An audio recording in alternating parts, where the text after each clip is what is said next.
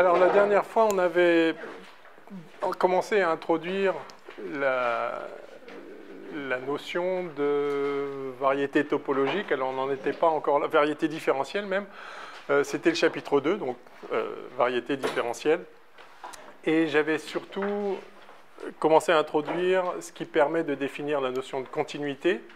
Donc j'avais rappelé que la physique, manifestement, pour autant qu'on sache, et dans toutes les manifestations auxquelles on a affaire, est continue et différenciable, c'est-à-dire que l'évolution des systèmes est continue et différenciable. Alors, c'est facile de voir ce que veut dire continue et différenciable lorsqu'on part d'une fonction, je sais pas, f de t, si t est le temps par exemple, et puis donc, je sais pas, la température, la pression, la densité, voilà, une fonction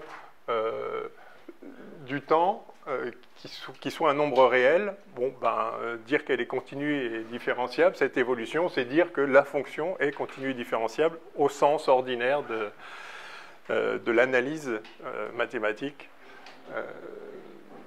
Donc, il existe une dérivée, etc. Maintenant, quand on parle de position, c'est tout de suite plus compliqué. Alors,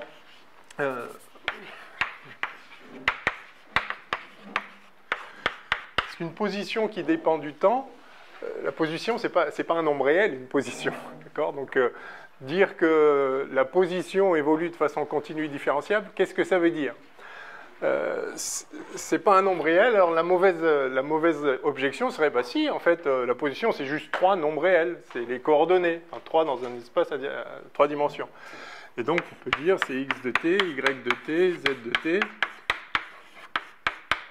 Oui, sauf que les coordonnées, elles n'existent pas dans le monde, ce n'est pas des ingrédients de la réalité physique, c'est nous qui nous servons qui nous servons de coordonnées pour repérer la position des points.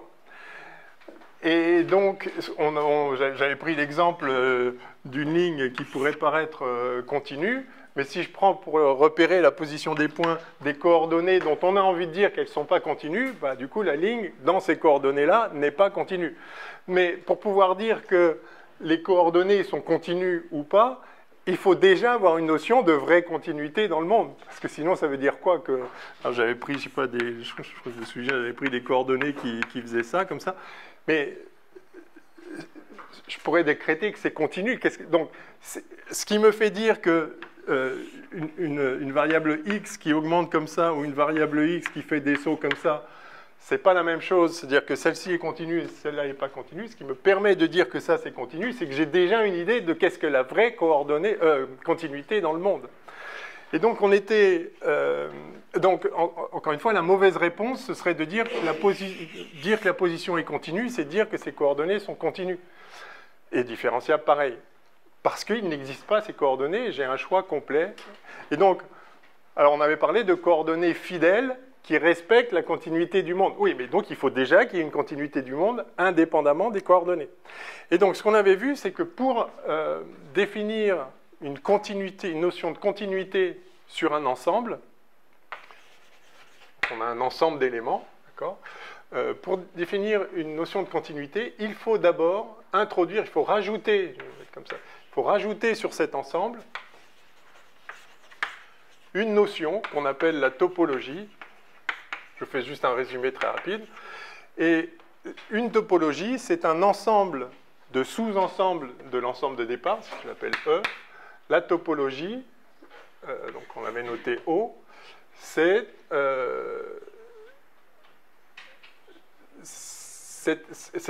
un ensemble de sous-ensembles, bon, je ne refais pas tout le formalisme, qu'on appelle ouvert, c'est-à-dire vous décrétez que tel élément, tel sous-ensemble de votre ensemble est un ouvert. Alors, vous avez peut-être le réflexe de penser que, attendez, un ensemble, un sous-ensemble d'un ensemble, il est ouvert ou il n'est pas ouvert. Comment ça, on a le choix?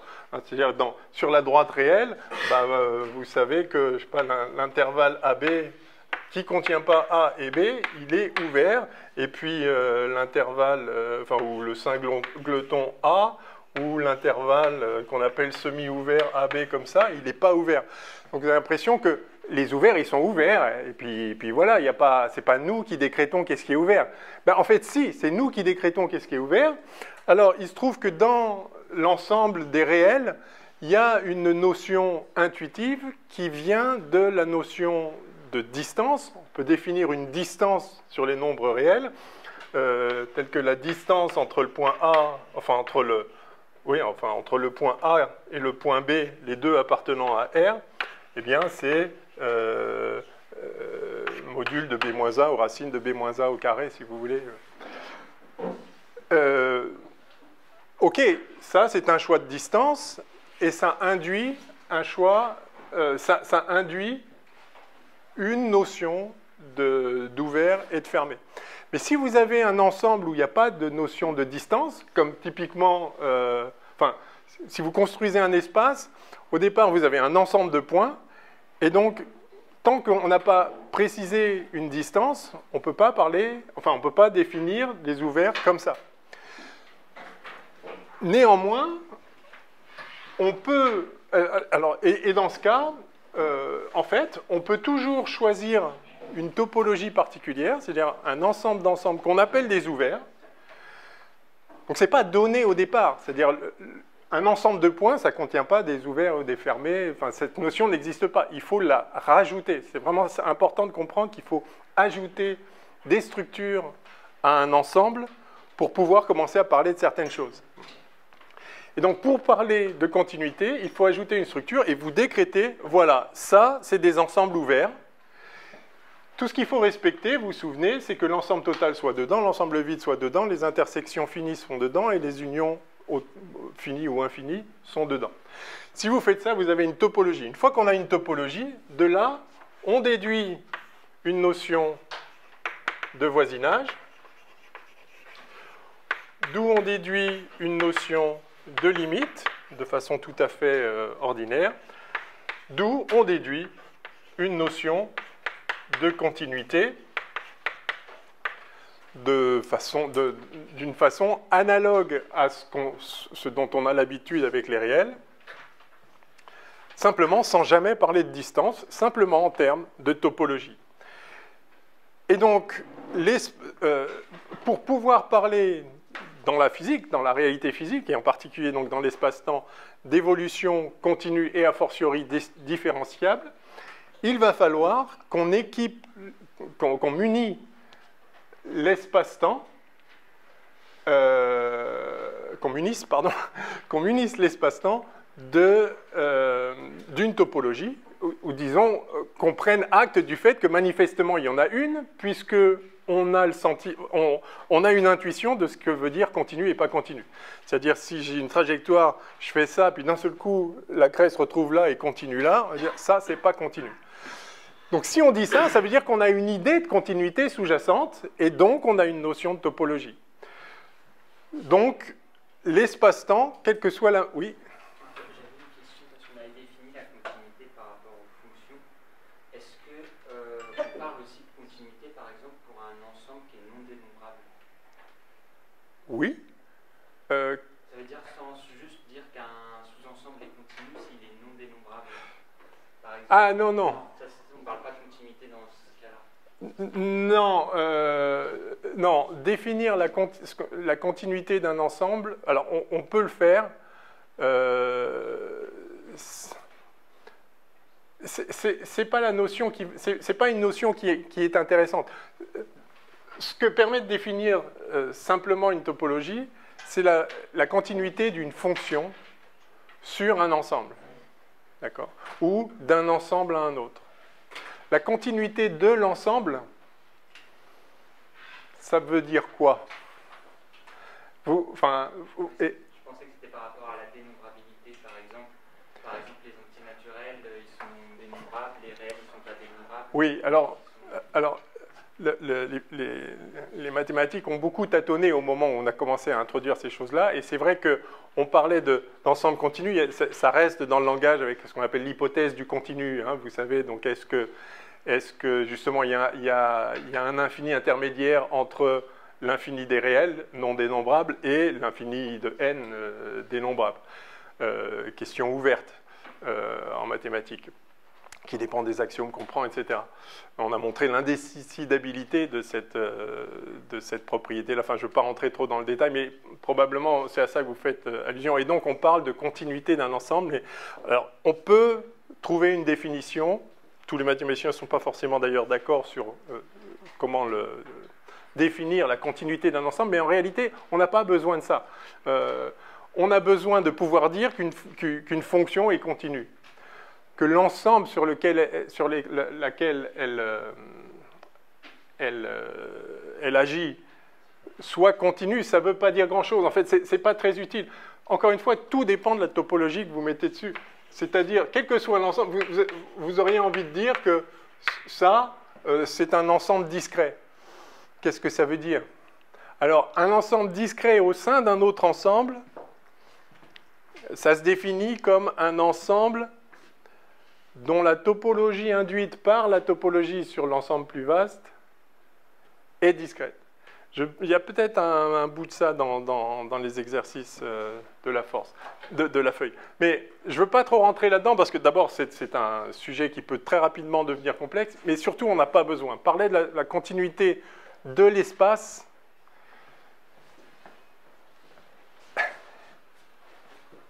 je vais introduire les variétés, et les variétés, ce sont des espaces qui localement ressemblent à Rn. Et donc, si vous dites que Rn est continu, et il y a une vraie raison pour dire Rn est continu, donc du coup la variété le sera aussi, mais en ce sens-là. Mais c'est pas... C'est dangereux de parler de continuité d'un espace. Non, enfin, on peut le faire, encore une fois, on peut donner une définition, mais ce n'est pas quelque chose qui nous sera utile et ça risque plutôt de vous perturber plutôt qu'autre chose. Donc par contre, quand on a un ensemble et qu'on définit une topologie, on a une notion de voisinage, de limite et de continuité. Et vous rappelez la définition de la continuité, alors soit en termes de limite, soit en termes de préimage des ouverts. Hein, donc, j'avais donné celle-ci qui est très opérationnelle. La préimage d'un ouvert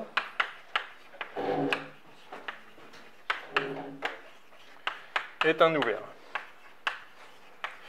Et vous voyez donc que pour parler de continuité d'une fonction d'un ensemble E dans un ensemble F, il faut qu'il y ait des ouverts définis ici. Donc il faut munir O F d'une topologie et munir E d'une topologie. N'importe laquelle, celle que vous voulez, mais il n'y a de sens à parler de continuité que si vous avez déjà une notion d'ouvert. Sinon, vous ne pouvez même pas définir ce que ça veut dire. Ok. Alors, je crois qu'on avait vu tout ça. Il n'y a pas grand-chose d'autre à rajouter là-dessus. Vraiment, le point à comprendre, c'est que il y a besoin d'une notion intrinsèque de continuité qui doit être indépendante des coordonnées. Et ça, c'est quelque chose qui reviendra tout le temps.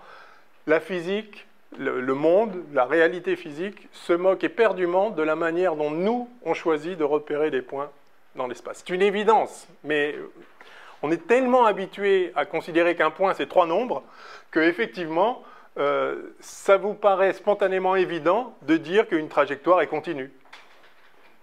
Ben non, s'il n'y a pas de topologie, ça ne veut rien dire. Ok, alors, blablabla. Ok, ben je vais tout de suite introduire les variétés topologiques. Donc, je ne sais pas si j'avais mis des numéros aux sections la dernière fois. Disons qu'on a fait une première section sur la notion de topologie. Donc toujours dans ce chapitre 2 sur les variétés topologiques. Et puis on va faire une deuxième, donc variété topologique.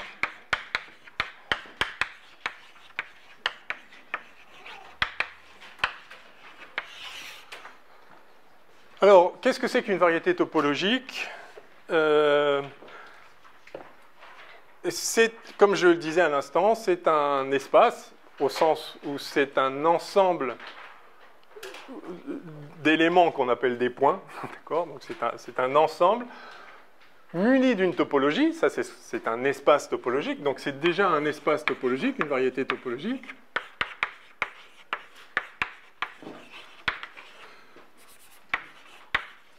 Donc, la variété, on peut la noter M. Je vous rappelle qu'en anglais, ça se dit manifold. Et donc, on a une topologie dessus.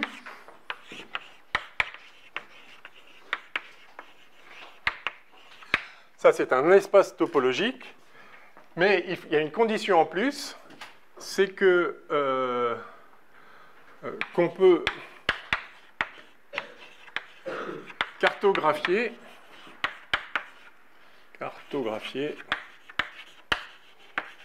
autour de chaque point.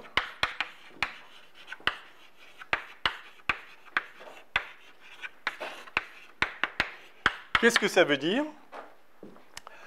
Ça veut dire que quel que soit P dans la variété, donc pour chaque point de cet espace, il existe un ensemble ouvert, donc un ensemble qui appartient à la topologie. C'est la définition d'un ouvert, c'est que c'est un des éléments qui ont été, un des sous-ensembles qui ont été définis comme étant ouverts. Donc il existe un ouvert qui contient P, tel que P est dans U, et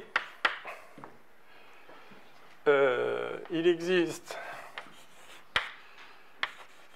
une application X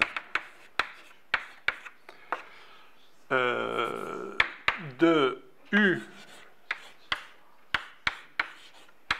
dans Rn tel que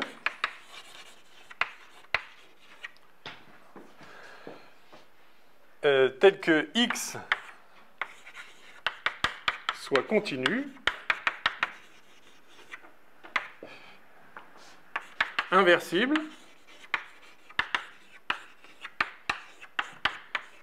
c'est-à-dire qu'il existe un inverse, et cet inverse est également continu.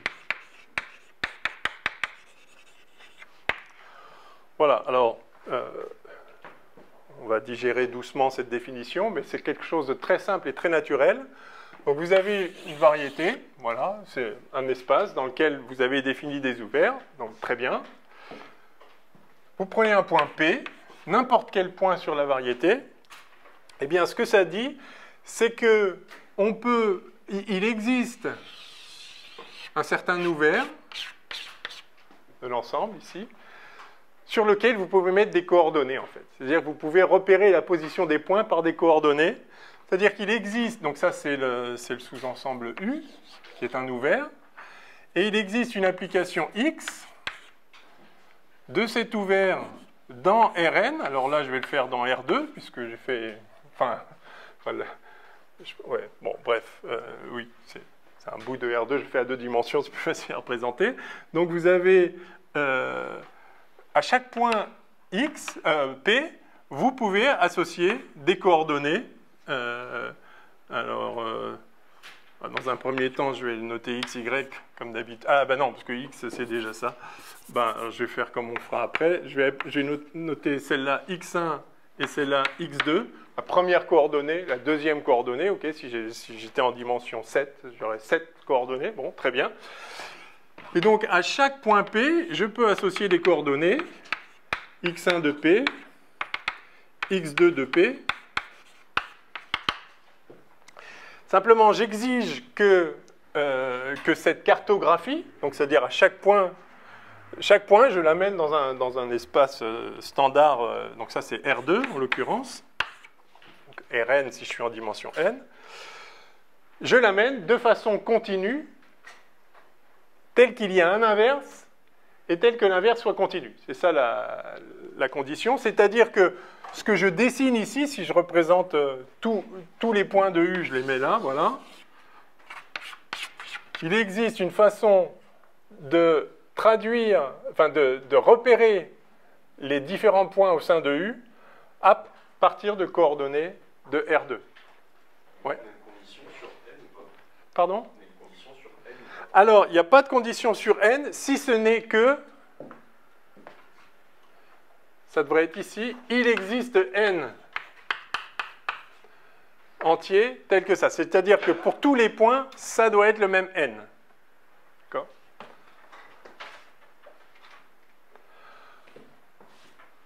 donc en fait, ça, c'est une variété topologique de dimension n.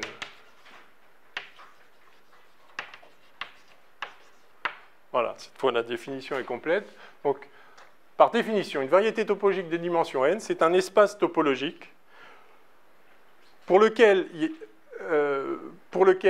en tout point P, il existe un ouvert autour de P et une application qui permette d'associer à chaque point n coordonnées de telle façon que, cette association soit continue, c'est-à-dire que, alors voilà une première fonction, voilà une autre, enfin donc ça s'appelle une carte en fait. Voilà. Le couple UX est appelé carte. Donc vous pouvez imaginer vraiment, vous avez la Terre, et puis vous faites une carte de France, par exemple. Voilà. Et donc sur une feuille de papier, sur R2, vous repérez, vous mettez, alors là il y a Paris, là il y a Lyon, là il y a Grenoble, etc. Donc à chaque point, vous associez un endroit dans R2, c'est-à-dire 2 coordonnées. Donc l'intérêt de tout ça, c'est que R, on connaît, R2, on connaît, Rn, on connaît, on peut faire des choses avec les coordonnées, c'est ce que vous avez toujours fait en physique. Tandis que dans le vrai espace, les points, ok, c'est des points comme les autres, il n'y a pas... vous pouvez, à partir des coordonnées, vous pouvez faire des différences de coordonnées. Vous pouvez faire la coordonnée de l'un moins la coordonnée de l'autre, parce que c'est des nombres réels. Dans le vrai espace, vous ne pouvez pas faire un point moins un autre, ça ne veut rien dire, d'accord, hein? Donc, mais ce qui est important, c'est de pouvoir cartographier, c'est-à-dire qu'on peut faire une image, au sens des applications, faire une image d'une région de l'espace autour d'un point, mais autour de n'importe quel point, une image à n dimensions, mais sur l'espace Rn, d'accord? Simplement, il y a 1000 façons de faire ce genre de... Enfin, 1000, il y a une infinité continue, pour le coup, non dénombrable en tout cas, de faire une image. Donc, je fais une autre carte, et dans une autre carte Y, peut-être que la région U, maintenant, elle se présente comme ça. Why not? Par contre,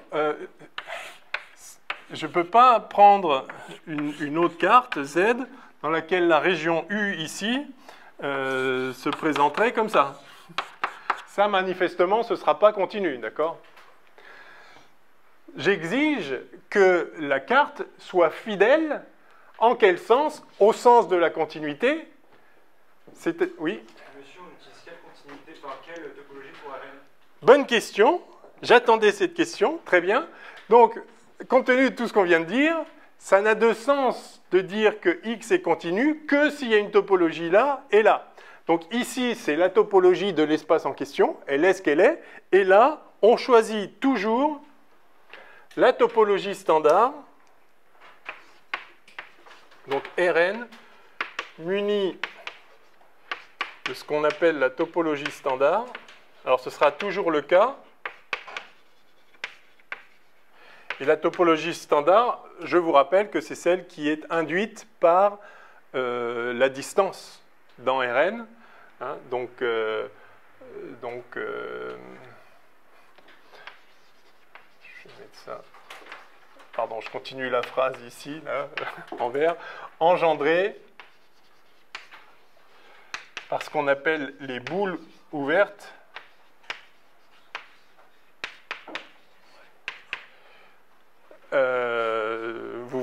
Pas besoin de rappeler ce que c'est, hein. Donc c'est l'ensemble des points à une distance, avec la distance euclidienne standard d'un centre, d'un point donné. Okay, c'est bon pour tout le monde? Donc on a une topologie standard sur Rn, et donc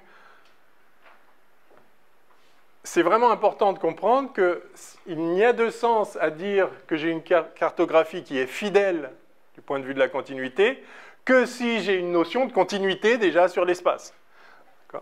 Ce n'est pas parce que traduit dans un système de coordonnées une trajectoire donnée, ça par exemple, c'est pas parce que cette trajectoire a l'air continue dans le système de coordonnées qu'elle l'est.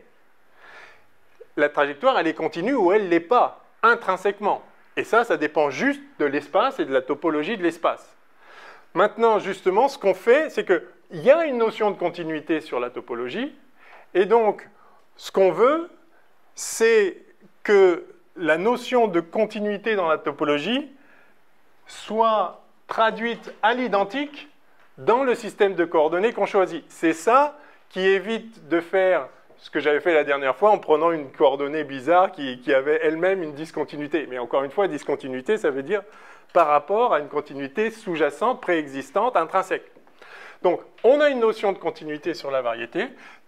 Donc ça, c'est un espace topologique. Okay, jusque-là, il n'y a rien. Tout ce qu'on dit maintenant, c'est qu'en fait, chaque point ressemble à Rn localement, c'est-à-dire qu'on peut mettre des coordonnées. C'est-à-dire on peut tracer des lignes de coordonnées. Bon, j'en avais déjà fait en vert. Voilà.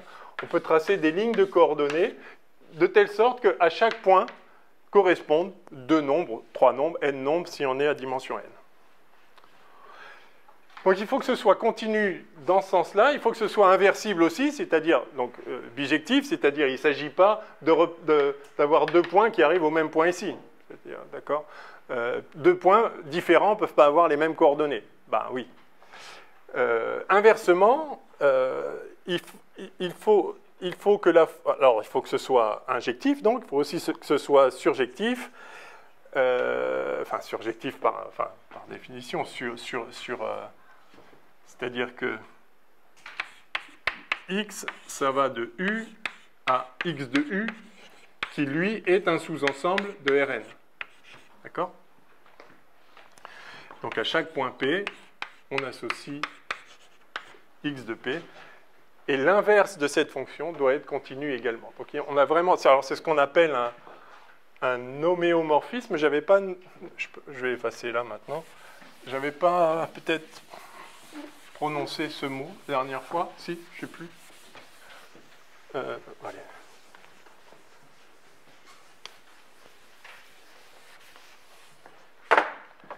Oups. Peut-être dû le faire avant, un homéomorphisme entre 2 ensembles topologiques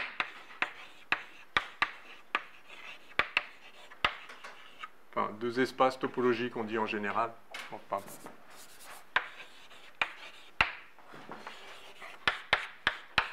est une bijection continue, l'inverse continue.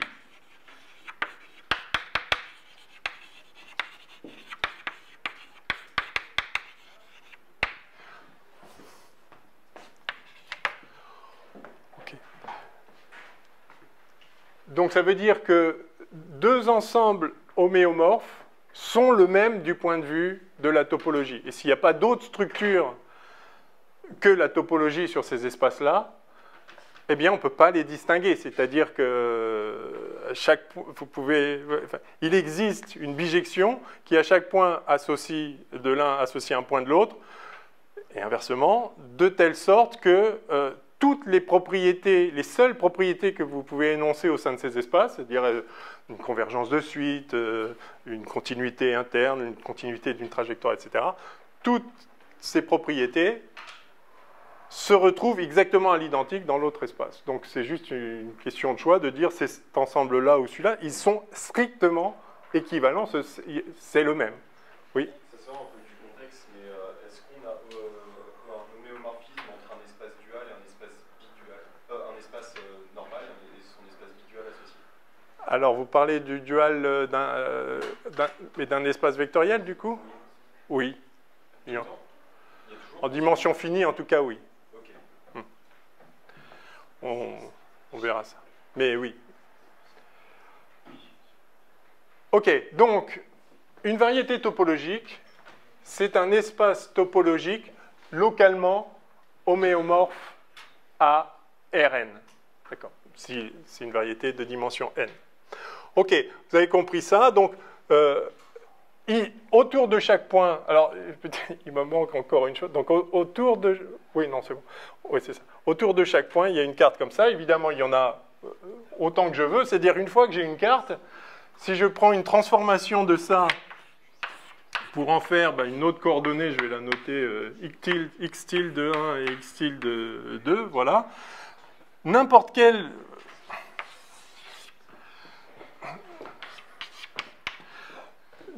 fonction qui fait passer de ça à ça de manière continue et bijective et d'inverse continue fournira une autre carte. Donc il y a une infinité extrêmement vaste de cartes.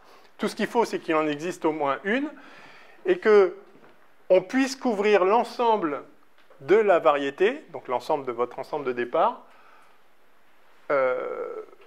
par des zones cartographiables. Alors, tout de suite, une remarque, toutes les variétés de ce type-là ne sont pas forcément cartographiables à l'aide d'une seule carte. Et on connaît tous l'exemple le plus simple, la sphère, prenez la Terre, il n'y a pas de façon de faire une carte de la Terre à 2 dimensions, enfin sur Rn, c'est-à-dire trouver une carte qui donne de manière bijective et d'inverse bijective une correspondance entre donc les points de la Terre et R2. C'est-à-dire vous pouvez pas, si vous voulez, vous pouvez avoir l'impression là que si chaque point de la Terre est repéré par 2 coordonnées, donc vous pouvez par exemple écrire latitude, longitude.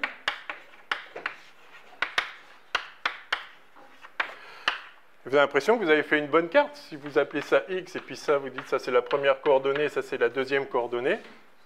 Vous pouvez dire, voilà une bonne carte. Oui, mais ça, c'est pas continu, d'inverse continu. Parce que, par exemple, là, ici, le pôle Nord, il a... Toutes les longitudes fonctionnent. D'accord ? Enfin, c'est un point redondant dans cette histoire. Il est atteint à la latitude 90 degrés et toutes les longitudes. Donc, ce n'est pas bijectif. Alors, vous pouvez dire, oui, mais on peut essayer de faire un truc. Non, on ne peut pas. Il n'est pas possible, mais pour des raisons d'ailleurs topologiques simples. C'est que... je ne veux pas rentrer trop dans la topologie. On ne peut pas. Ça se saurait, si on pouvait. Alors, par contre, il suffit de 2 cartes pour cartographier la Terre entièrement. Par exemple, vous prenez... il suffit de retirer une calotte là vers le bas, là. D'accord ? Le problème vient que là, vous partez dans des directions différentes et vous vous retrouvez au même point. Et donc ça ne peut pas être continu. C'est-à-dire, vous partez pas, si en allant par là, vous allez par là, en allant par là, vous allez par là. Mais sauf que si vous continuez vraiment pour cartographier toute la Terre, il y a un moment, il faut que ce point-là va être le même que celui-là. Ce n'est pas la même topologie, ça ne va juste pas marcher. Enfin, vous ne pouvez pas cartographier une sphère sur R2. Par contre, là, comme ça marche très bien. D'accord ? Je prends une calotte sans la fermer, sans le point là qui pose problème. Et après, ça, je l'étale, je le remets à plat, et puis j'ai une bonne carte, de la Terre. Hein. Donc, par exemple, en latitude, longitude, ça va donner... ce point-là, il va être à latitude 90 degrés. Alors, comment je le fais ? On dit que... Donc ça, c'est plus 90, et puis ça, c'est moins 90. Et puis la longitude, donc c'est comme ça. Donc, je vais avoir un truc... donc la longitude... moi, j'ai mis des degrés et des pi. Bon, je devrais mettre moins pi sur 2, pardon. Et puis pi sur 2. Et puis là, de moins pi à pi. Et donc, j'ai un truc qui fait... donc, je m'arrête avant, là. Et puis... ah non, mais non, c'est pas la bonne façon de faire, justement, la longitude. Oui, non, c'est justement, ça ne marche pas avec latitude-longitude à cause du problème que j'ai au début. Bon, bref, je sens que je ne suis pas très réveillé ce matin. Donc, vous voyez très bien ce qui se passe. Vous pouvez faire, voilà, vous présenter les méridiens comme ça, là. Enfin, ce n'est pas des méridiens, c'est des parallèles. Vraiment, je ne suis pas réveillé. Et vous avez les méridiens comme ça.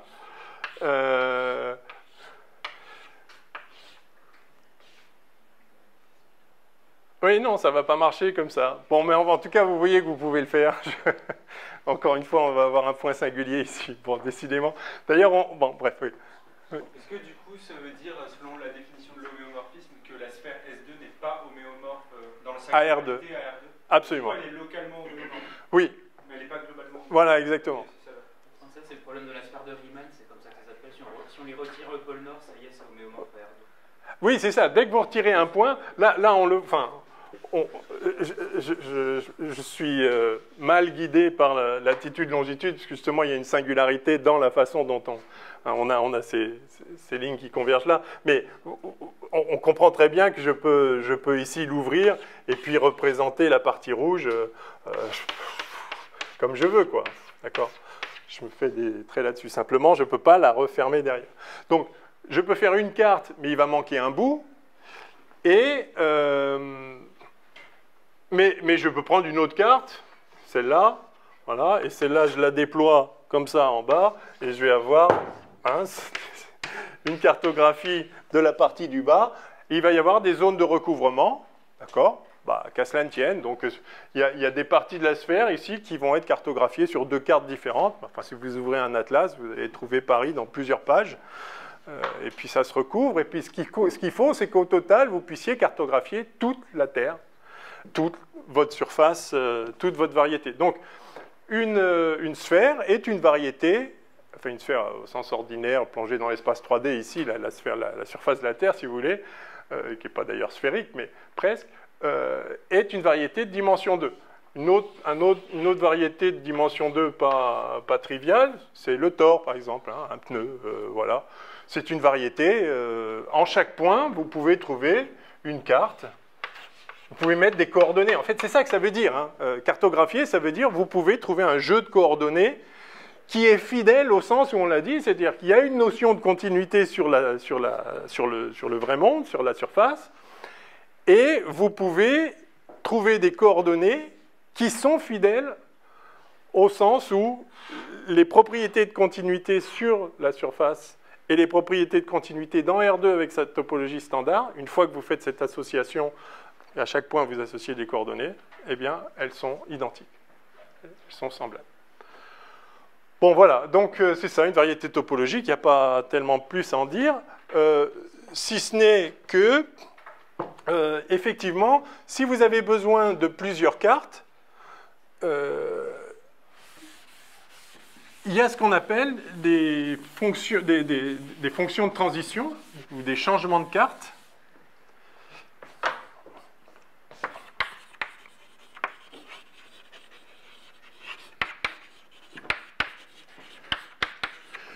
C'est ce qu'en physique on appelle changement de système de coordonnées.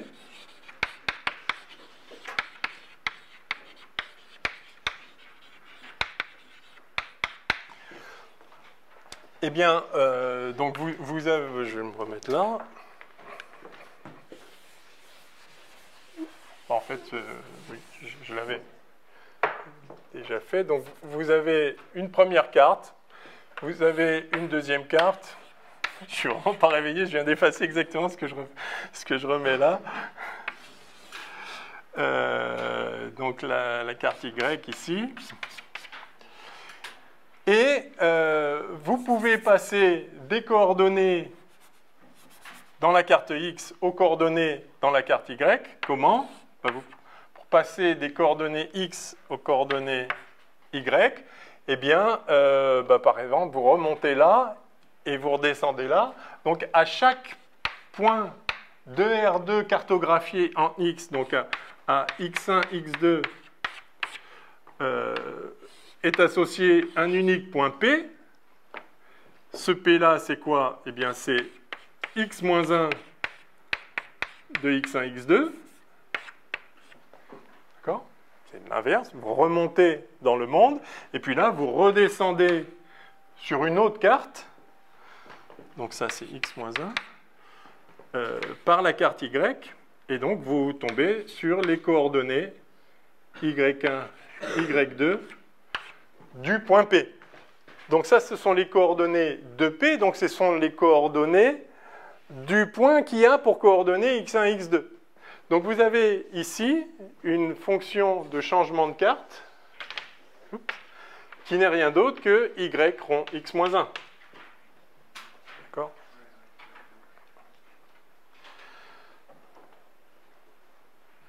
Donc quand on fait un changement de coordonnées, on ne change pas de point, c'est le même point, juste on change la façon de le repérer. Et évidemment, rien dans la physique ne doit dépendre du choix de coordonnées qu'on fait. Donc forcément, il va falloir trouver une façon d'écrire les lois de la physique qui sont indépendantes du système de coordonnées, donc qui sont invariantes par n'importe quel changement de coordonnées comme ça. Les lois ne peuvent pas dépendre du système de coordonnées qu'on choisit. C'est une évidence. Donc cette fonction-là, alors tout ce qu'on peut dire de cette fonction donc, de changement de carte, c'est ce qu'on appelle en anglais transition map.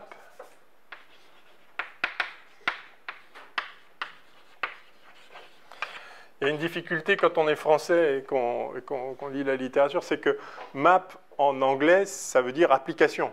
Une application d'un ensemble à un autre. On dit que c'est une map. En français, une map, ça veut dire une carte. Mais une carte, c'est pas ça. Une carte, enfin, voilà, une carte, c'est une application d'un ouvert de l'espace dans R2. Donc en anglais, ils disent chart pour carte, pour notre sens de carte. Donc en fait, ça s'appelle une chart transition map.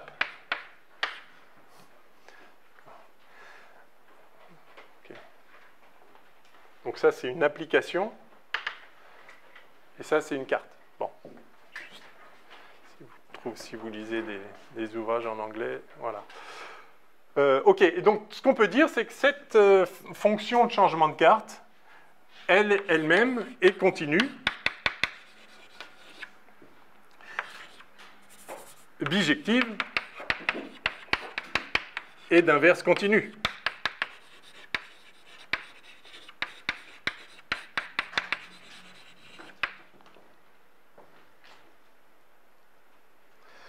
Et c'est quoi l'inverse? Eh bien, simplement, c'est la fonction qui fait passer de y à x.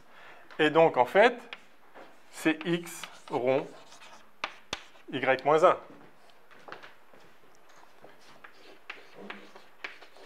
Donc, toutes les fonctions de changement de carte, par définition, des cartes qui elles-mêmes sont continues et d'inverse continue, par définition, toutes les fonctions de changement de carte sont continues d'inverse continue. Vous pouvez vérifier que y rond x-1 rond x-1, par ailleurs, ça fait l'identité, c'est-à-dire que si vous passez de là à là et que vous revenez, vous retombez sur le même point. Donc il n'y a aucune difficulté à faire des changements de carte, tout se passe très très bien. Et vraiment, c'est important de se souvenir que la physique, elle se passe là. Et ça, c'est notre lecture, notre façon de décrire la physique. Et donc, quand on dit l'espace-temps est une variété, pour l'instant, topologique de dimension n, ça veut dire qu'on se restreint parmi les possibilités d'espace. On n'impose pas que ce soit un espace euclidien, ni même affine de quelque sorte que ce soit. Mais on se restreint à des espaces que l'on peut cartographier, c'est-à-dire dont on peut repérer n'importe quel point par un jeu de coordonnées.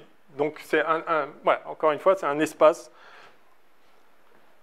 qu'on peut cartographier. Voilà, on peut dire ce point-là, il est à telle coordonnée. Alors, mais ce qui est important, c'est qu'on ne peut pas forcément le faire à l'échelle globale de l'espace, parce que l'espace pourrait être la Terre, enfin sphérique, et à ce moment-là, il n'existe pas une carte globale, mais ce n'est pas grave, on prend plusieurs morceaux et on peut couvrir l'ensemble. Donc localement, ça ressemble à Rn. OK. Alors, je continue. Oui. Vu que les cartes, ce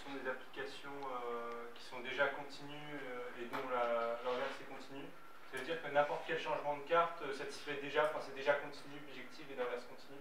N'importe quel changement de Oui, c'est ça. Donc si je prends n'importe quel y, n'importe quel x, y moins x-1, c'est continu, bijectif et d'inverse continu. C'est ça. Ok, parce que je vois un exercice, composition de fonctions, Oui. La feuille de topologie que vous nous avez donnée. Oui, alors effectivement... F et G sont continus, F rond G est continu aussi, je crois. Oui, c'est ça. Si F est continu et G est continu, F rond G est continu. Enfin, du coup, il faut que l'image de F soit dans l'ensemble antécédent de G. Enfin, si on peut former F rond G et que chacune est continue, alors le résultat est continu. Si vous voulez... Donc c'est un exercice, mais je vais vous le démontrer en une seconde. Vous verrez, tous les exercices sont comme ça, ils sont vraiment très simples. Donc vous avez un ensemble E, un ensemble F et un ensemble G, une fonction F, une fonction G. Si ça, alors pour pouvoir dire que c'est continu, il faut qu'il y ait une topologie sur chacun. Donc ici vous avez une topologie pour E, ici vous avez une topologie pour F, ici vous avez une topologie pour G.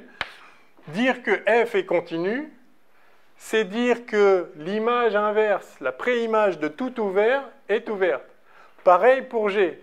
Et donc, si c'est vrai, eh bien F rond G est évidemment continu, parce que si vous prenez un ouvert là, son antécédent par G, il est forcément ouvert, puisque G est continu. Et donc, vous avez un ouvert ici, son antécédent par F, il est forcément ouvert. Donc, n'importe quel ouvert a une préimage par F rond G, qui est un ouvert, et donc la fonction est continue. Vous voyez, donc vous voyez, ça se démontre en quelques secondes. Et vous voyez aussi qu'on peut, dès lors que vous avez une topologie, vous pouvez faire tout ce que vous voulez. Il n'y a besoin de rien de plus pour parler de continuité. Toutes les propriétés de l'ordre de la continuité, des limites, etc., sont entièrement dictées par la topologie. Voilà. OK, donc effectivement, les fonctions de transition sont continues. Et en l'occurrence d'inverse continue, parce qu'elles sont chacune l'est également. Donc, voilà.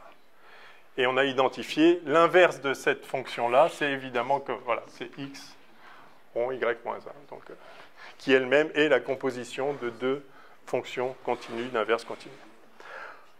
Bien, une dernière remarque sur de vocabulaire. Donc, on appelle carte l'application, enfin le couple UX. Oui. Quelque chose que j'ai pas assez tout à l'heure, on a donné l'exemple de la cartographie de la Terre. Ouais. Si on arrive au niveau du pôle Nord, pourquoi est-ce que ça n'induit pas une discontinuité dans ce point lorsqu'on fait notre cartographie? Quand on fait, si je fais une cartographie juste de cette partie-là, d'accord? En fait, vous voyez que donc vous dites qu'il va y avoir une discontinuité au pôle Nord, mais en fait, c'est parce que je raisonnais en latitude-longitude, et il y a l'air d'avoir une discontinuité, mais c'est parce que la carte est mal choisie. C'est exactement la même chose que quand dans le plan euclidien, x, y, on passe en coordonnées sphériques, polaires. Hein, si on fait des coordonnées comme ça peut les coordonnées polaires standards, quoi. Ben, en fait, le point 0, il est singulier, d'accord, puisqu'il correspond à tous les θ. Alors, chaque point est repéré par un r θ, sauf ce point-là qui est repéré par r égale 0 et n'importe quel θ. Donc, c'est pas une bonne carte. Enfin, il y a une singularité ici. Donc, c'est pour ça que j'étais parti sur une fausse piste en essayant de jouer avec latitude, longitude ici. Mais, à part ça, donc ça veut dire que ce n'est pas cette carte-là qu'il faut prendre. Enfin, ce n'est pas une carte de ce type. Mais une autre carte posera pas de problème, parce que ce que vous voyez bien, c'est que ce pôle Nord-là, vous l'appelez pôle Nord, mais si je tourne la Terre, c'est plus le pôle Nord. En fait, tous les points se valent. Par définition, il y a une symétrie de rotation. Donc, chaque point est identique à chaque autre. Donc, vous ne pouvez pas... Enfin, il n'y a rien de particulier sur le pôle Nord, donc vous ne pouvez pas dire... Le pôle Nord, il est singulier et pas les autres. Non, en fait, c'est tous les points pareils. Par contre, si vous choisissez un système de coordonnées qui rend le pôle Nord singulier, c'est pas le pôle Nord qui l'est, c'est votre système de coordonnées. Mais à la limite, c'est un très bon exemple. Parce que, vous voyez, je suis tombé moi-même dans le panneau quand j'ai fait le dessin. J'ai essayé de vous montrer une carte évidente. Ben non, manque de chance, c'était une carte justement singulière. Mais il y a la même chose dans le plan euclidien. Ça n'a rien à voir avec l'espace dont on parle. c'est que, quel que soit l'espace, alors si vous prenez une variété, donc ce que vous savez, c'est qu'autour de chaque point, vous pouvez mettre un ouvert qui est équivalent à R2 d'un point de vue topologique. Qu'est-ce que je voulais dire? Oui. Oui. Donc, vous pouvez trouver des bonnes coordonnées, vous pouvez aussi en trouver des mauvaises. Et parfois, ça peut être bien de trouver des mauvaises quand elles, comme les coordonnées polaires. C'est bien de travailler en coordonnées polaires dans tout un tas de cas. Mais simplement, effectivement, ces coordonnées-là ne permettent pas de couvrir l'ensemble, même du plan euclidien R2. Il y a un point singulier qui est introduit par votre choix de système de coordonnées. Ouais. Ce que vous voulez dire par point singulier, est-ce que vous voulez dire que l'application n'est pas inversible? C'est ça. Okay. Voilà, voilà. Elle ne vérifie plus le critère de faire une bonne carte. Ouais. Et pour la cartographie, les conditions, c'est que ça soit inversible, x continu et x moins 1 continu. Est-ce qu'il y a une notion de bijectivité ou pas nécessairement? Du coup, c'est bijectif, oui, oui. Mais c'est bijectif de U dans X de U. Donc, mais oui, oui, oui, c'est bijectif. Mais ce n'est pas bijectif sur tout R2 nécessairement. Peut-être sur une partie de U. C'est-à-dire, oui, c'est peut-être une remarque à faire. Donc, vous avez UX, donc, autour d'un point P donné, donc vous avez U.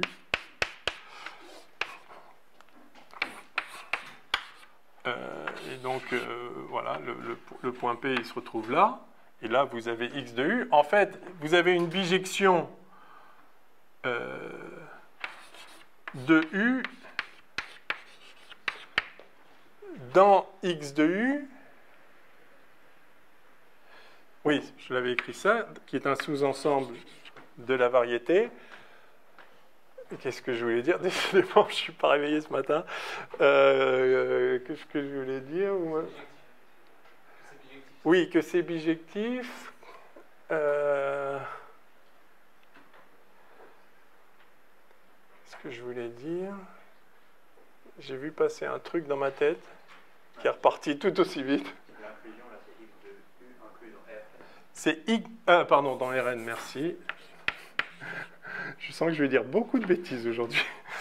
Enfin, j'espère pas, mais... Alors, qu'est-ce que je voulais dire avec ça? Ah oui, oui. C'est ça que je voulais dire. C'est que ça, c'est un ouvert, en fait. Alors, c'est un ouvert, non pas parce que c'est l'image d'un ouvert par une fonction continue. C'est un ouvert parce que c'est l'image inverse d'un ouvert par une fonction continue. Quelle fonction continue? X moins 1. X de U,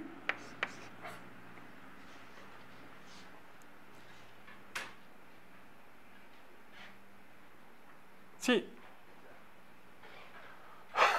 Excusez-moi. X de U est ouvert. Oui, si, X de U. Oui. Non, c'est ça. Voilà. Donc, on va y arriver.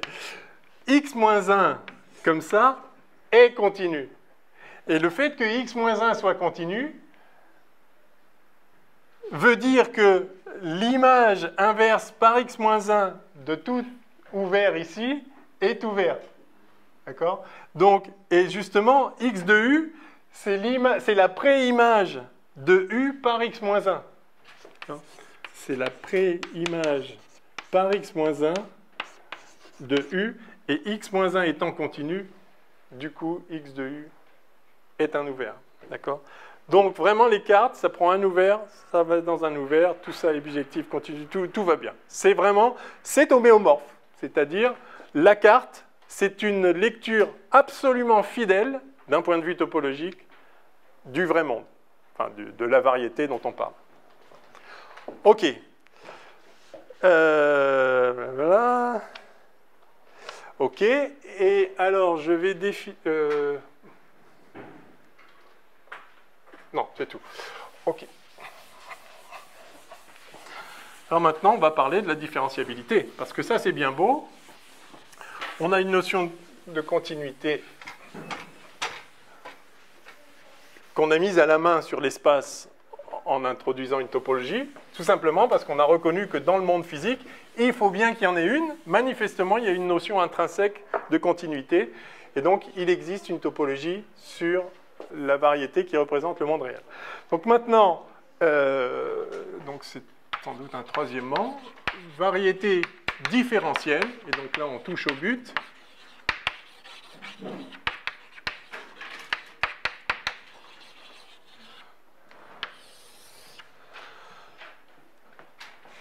Il ne suffit pas d'avoir une notion de continuité, on veut une notion de différenciabilité. Sauf que là, il n'y a pas de notion, on ne sait pas définir une notion intrinsèque de différenciabilité sur un ensemble, contrairement à la continuité où il suffit de mettre une topologie. Et donc, il va falloir ruser. Alors, pour ça, remarquons que la notion de cartographie qu'on a introduite précédemment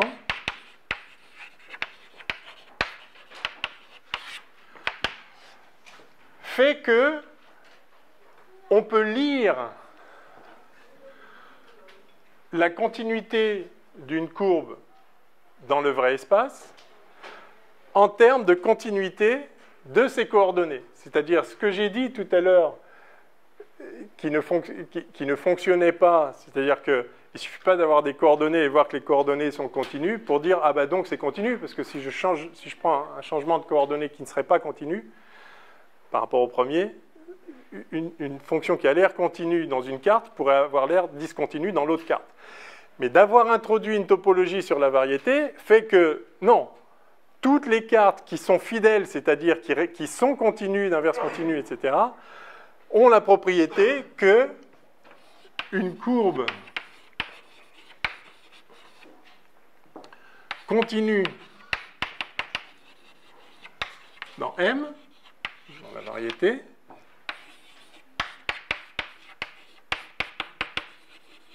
est continue dans toutes les cartes.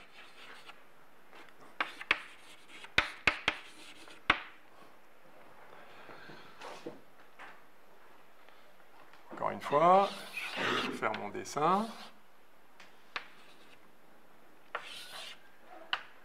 U, P. Et donc, voilà la trace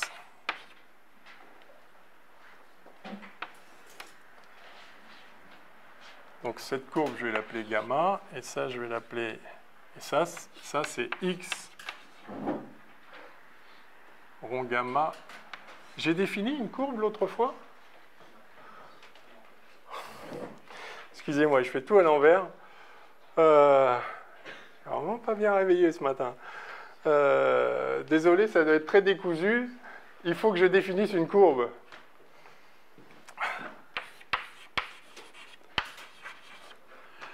Courbe.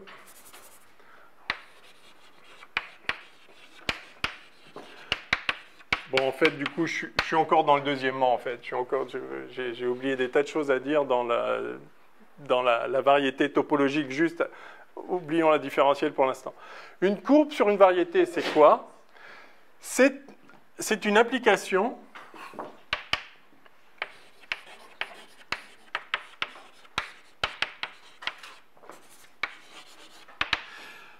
de R, donc je vais la noter gamma, je fais souvent ça, de R dans M. Alors, ça peut être de R ou d'un sous-ensemble de R.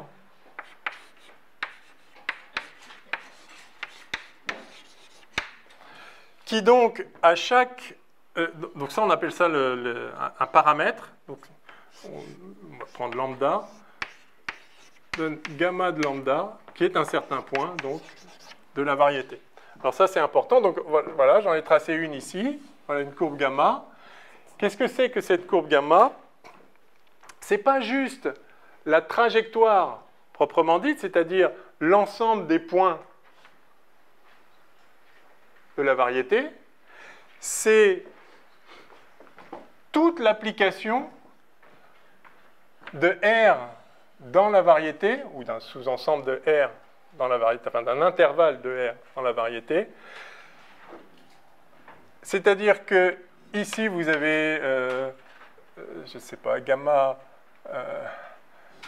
gamma de 1, ici vous avez gamma de 2, ici vous avez gamma de 2,3, ici vous avez gamma de 7. Donc, une courbe, ce n'est pas juste l'ensemble des points atteints, ça contient le rythme auquel vous passez par chacun des points, c'est-à-dire à quelle valeur du paramètre vous passez dans chaque point. Pour comprendre la différence, voici une trajectoire. Je peux la parcourir. Alors, si le paramètre, c'est le temps, par exemple, je peux, voilà, toutes les secondes, je fais un petit tic. Là, on dirait comme ça, là, je la parcours à vitesse uniforme, à peu près. Mais je peux aussi la parcourir en accélérant. C'est que là, d'un seul coup, je vais plus vite. Puis là, je ralentis. Et puis, je vais plus vite. Et puis, je peux aussi commencer pareil. Et puis, là, je décide de m'arrêter. Et donc, je vais faire plusieurs tics. Puis après, tiens, je vais revenir en arrière, plus doucement. Et puis, je repars plus loin, etc. Donc, vous voyez que la même trajectoire, le même ensemble de points, il y a 1000 façons de la parcourir. Donc, là, j'ai dit que c'était le temps, mais ça n'a pas besoin d'être le temps. Une courbe, vous avez un certain paramètre. C'est vraiment une application d'un intervalle ou de R dans la variété qui dit où vous êtes à chaque valeur du paramètre. Donc ça s'appelle le paramètre. Vous avez un paramètre le long de la courbe. Enfin, vous êtes habitué à ça, mais c'est important de le préciser ici. À chaque valeur du paramètre, vous avez un certain point. D'accord ?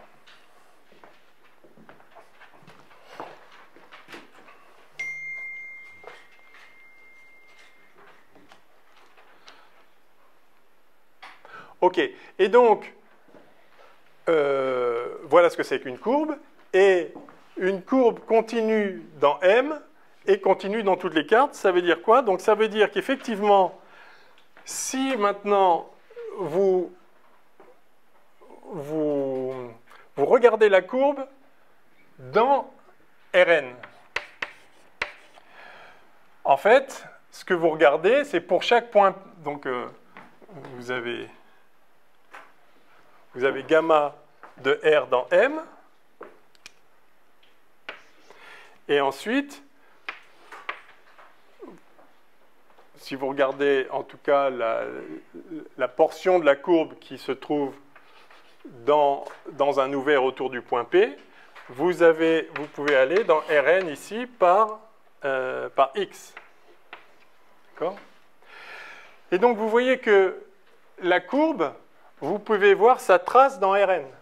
C'est-à-dire, et c'est ce qu'on fait toujours en physique, on regarde les coordonnées du point en fonction du paramètre. Si le paramètre c'est le temps, vous avez x de t, y de t, z de t par exemple à 3 dimensions.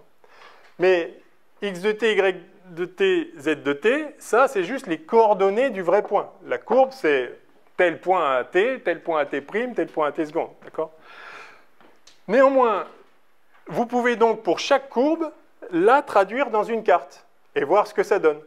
Donc, si vous êtes à n dimensions, vous allez avoir un x1 de lambda, x2 de lambda, xn de lambda. D'accord ? Ceux-ci sont les coordonnées du point de la variété atteinte au paramètre lambda. Eh bien, ce que j'ai écrit là, c'est simplement que si cette courbe est continue, la manière dont elle se projette sur une carte, c'est-à-dire ça, est continue également. Pourquoi? Simplement parce que x est continu, gamma est continu, donc x rond gamma est continu, pour la raison qu'on a dit tout à l'heure. Mais c'est important de comprendre que il faut déjà que c'est un sens de dire que gamma est continu, indépendamment de la carte. Gamma est continu ou ne l'est pas en vertu de la topologie qu'il y a sur M. C'est-à-dire que l'inverse de tout ouvert ici, par gamma, est un ouvert là. Alors, je dis l'inverse, je devrais dire à chaque fois la préimage, parce que gamma n'est pas forcément inversible. Hein. On l'a vu, si je prends une courbe qui revient sur elle-même, etc., ce n'est pas du tout inversible, ça. Il y a plusieurs valeurs du paramètre qui correspondent au même point. N'empêche, je peux prendre la préimage d'un ouvert ici, ce sera un ouvert dans R, Ouais. On pourrait généraliser cette définition, par exemple, si au lieu d'avoir R, on aurait R2, ça serait la définition d'une surface. Oui, Ah, okay. oui, tout à fait. Il n'y a pas d'utilité particulière à faire ça, mais oui. Oui, non, c'est bien ça.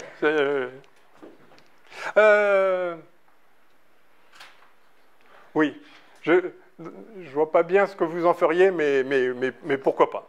Oui, pourquoi pas. Voilà, donc, bien séparer la courbe dans le monde et sa manifestation dans l'espace, mais le fait d'avoir cartographié l'espace avec des fonctions continues font qu'effectivement, on peut lire la continuité d'une courbe, la vraie continuité de la courbe dans le vrai monde, en termes de la topologie du vrai monde, on peut lire cette continuité sur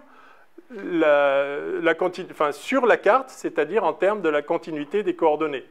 Et donc c'est vraiment ce qu'on fait toujours en physique, et c'est ce que j'ai rappelé dans l'introduction.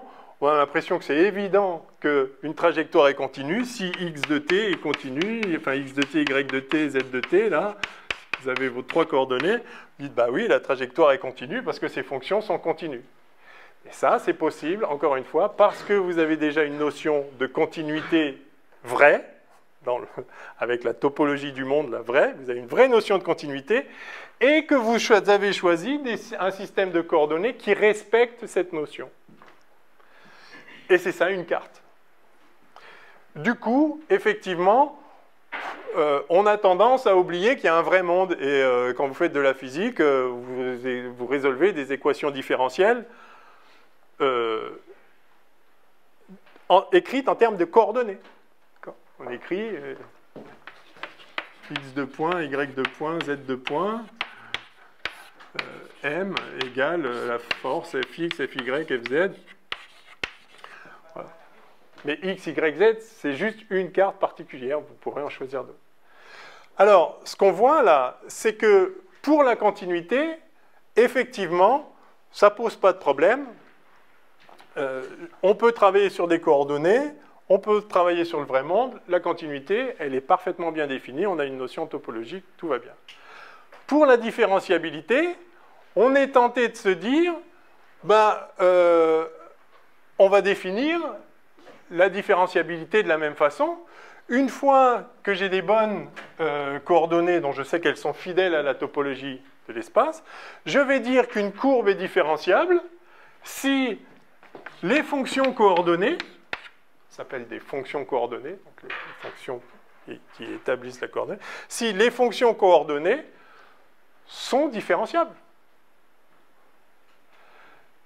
C'est-à-dire, si ce x de t, ou ce y de t, ou ce z de t, s'ils ne sont pas continus, la courbe n'est pas continue, puisque c'est fidèle.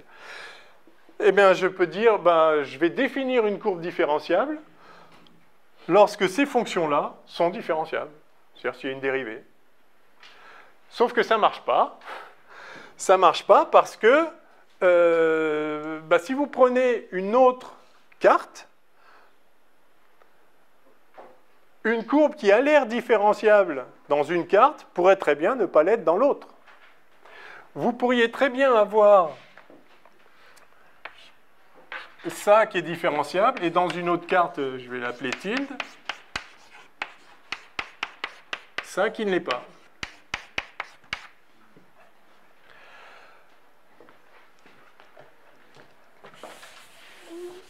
Or, ce problème ne se manifeste pas avec la continuité, parce que les fonctions de changement de carte sont continues. Et elles sont continues parce qu'il y a une notion, parce qu'il y a une topologie sur la variété.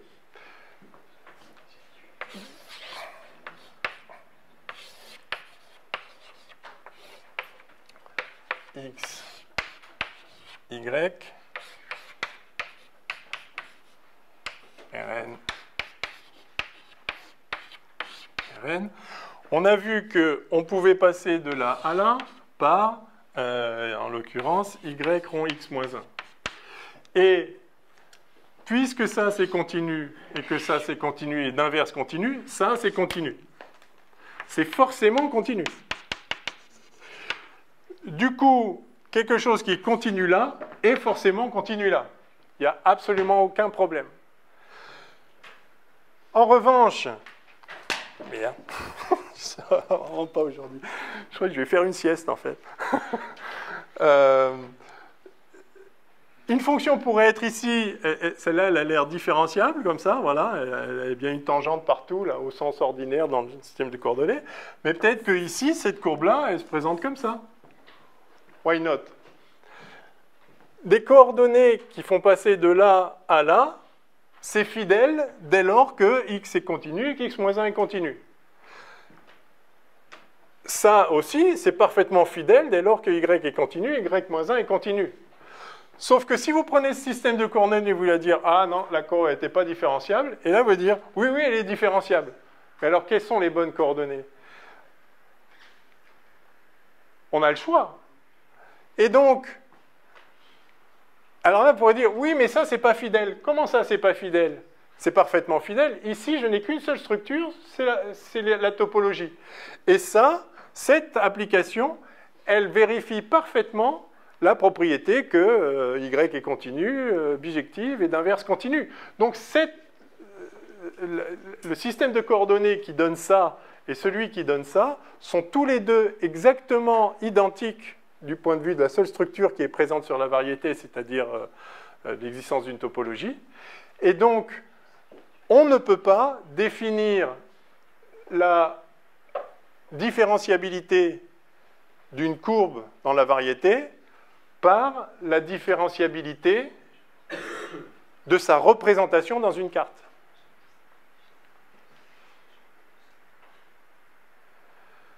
Alors, comment on fait? Ben, on ne peut pas. On ne peut pas, de manière intrinsèque, comme on l'a fait pour la continuité, on a mis une topologie, et après, ok, on peut regarder ce qui se passe dans le vrai monde, on peut le regarder dans des cartes, mais il n'y a pas besoin. On a une définition intrinsèque de la continuité directement sur la variété. Ça, ce serait bien si on pouvait aussi introduire une structure directement sur la variété, indépendamment, sans référence à un système de coordonnées, qui permette de dire c'est différenciable. Mais comment on ferait? Ça veut dire quoi différenciable pour une fonction réelle? Vous avez x de x plus dx moins f de x sur dx, et vous faites tendre ça vers 0, là, et vous faites cette limite, et si ça donne quelque chose de fini, eh bien, vous dites qu'il y a une dérivée, et c'est ça la dérivée. Alors là, c'est pour une fonction d'une variable, ça peut être sur une fonction de n variable, ça peut être aussi, si vous prenez habituellement pour une courbe, on regarde la dérivée, on dit, enfin, dire qu'une courbe est continue, habituellement, ce qu'on dit, c'est qu'il y a une tangente, ou si vous voulez, il y a un vecteur vitesse, quoi. Et donc, vous faites r de t plus dt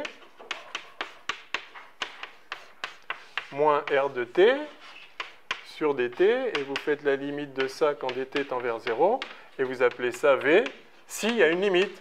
Et s'il y a une limite, vous dites, bah, c'est bon, c'est différenciable, en tout cas, en ce point-là, au point où vous êtes, enfin, au point r de t. Sauf que ça, on ne peut pas le faire sur notre variété parce qu'on n'a pas de notion de vecteur position.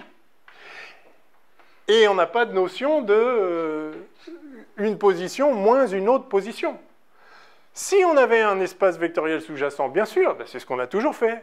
Mais si on n'a pas d'espace vectoriel sous-jacent, et dans notre vrai monde, il n'y a pas d'espace vectoriel sous-jacent, on ne peut pas procéder comme ça. Donc on ne peut pas parler d'une différenciabilité sur la variété en termes de limite de petites variations. Petites variations de quoi? D'une position. Il n'y a pas de notion de déplacement en termes de... Enfin, il n'y a pas de notion comme ça. On ne peut pas faire un point moins un autre, si on revient toujours à cette chose-là. Donc, on peut pas faire, voilà, on peut pas, on pourrait se dire, ok, on met pas des vecteurs, mais on met le point. C'est la position un peu plus tard, moins la position à l'instant t, et puis on regarde. Mais non, mais la différence de 2 points, ça veut rien dire. Donc ça marche pas. Et donc il n'y a qu'une seule solution en réalité, c'est de dire, c'est effectivement de définir la différenciabilité d'une courbe à partir de la différenciabilité de son image. Mais vous voyez immédiatement que du coup, je ne peux pas garder toutes les cartes dans mon atlas. J'ai oublié de définir la notion d'atlas. Un atlas, c'est un ensemble de cartes qui couvre toute la variété.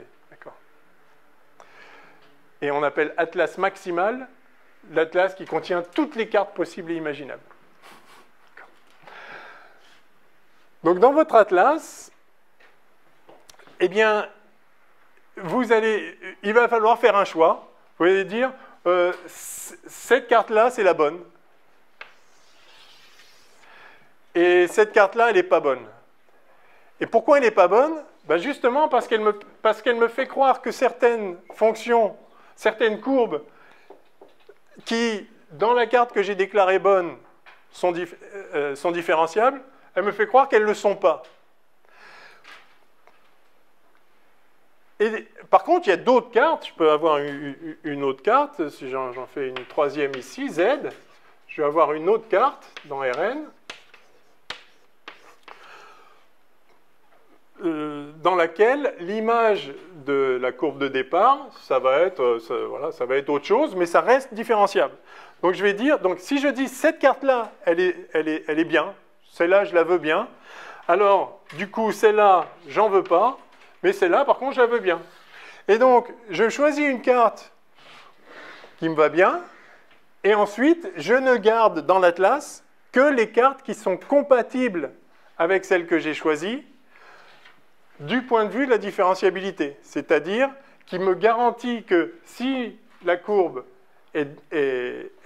a l'air différenciable dans cette carte-là, elle aura aussi l'air différenciable dans les autres cartes que j'ai gardées.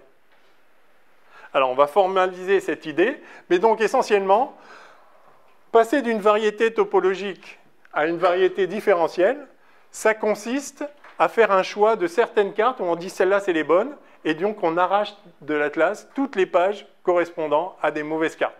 Et à ce moment-là, on n'aura plus de problème qu'une courbe peut avoir l'air différenciable dans une carte et pas dans l'autre. À ce moment-là, ça deviendra une propriété universelle de la courbe dans la variété. On pourra dire elle est différenciable parce que de fait, dans toutes les cartes maintenant, elle est différenciable. Et donc, ça ne dépendra plus de la carte. Au départ, ça dépend de la carte, si elle est différenciable ou non. Mais si vous retirez toutes les cartes où elle ne l'est pas, bah, du coup, ça commence à avoir, enfin, ça a un sens de dire qu'elle est différenciable. Et donc, c'est exactement comme ça qu'on construit une structure différentielle sur une variété. On choisit certaines cartes qui vont être compatibles entre elles du point de vue de la différenciabilité et on va jeter toutes les autres. Donc, évidemment, ça restreint l'ensemble des cartes possibles, mais ça fournit une structure différentielle à la variété qui nous permet de dire qu'une courbe est différenciable de façon intrinsèque qui ne dépend plus du système de coordonnées puisqu'on a déjà fait le boulot en amont en quelque sorte. Alors, oui, il y avait une question là, puis là. Oui. Du coup, est-ce qu'on peut dire qu'une variété n'est pas différenciable si pour toutes les cartes, elle n'est pas différenciable?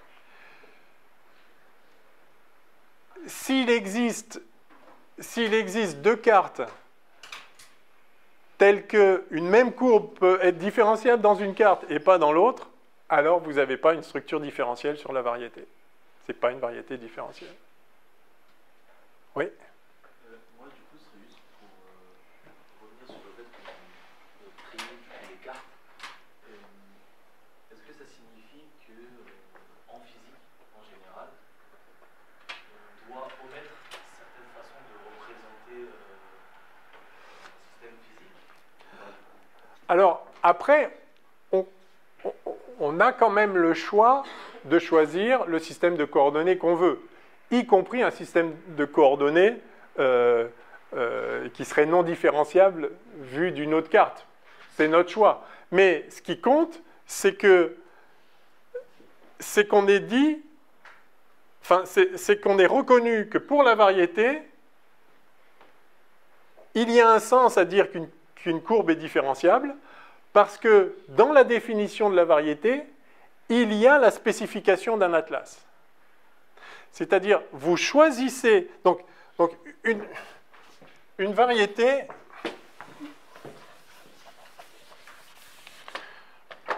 Une variété topologique...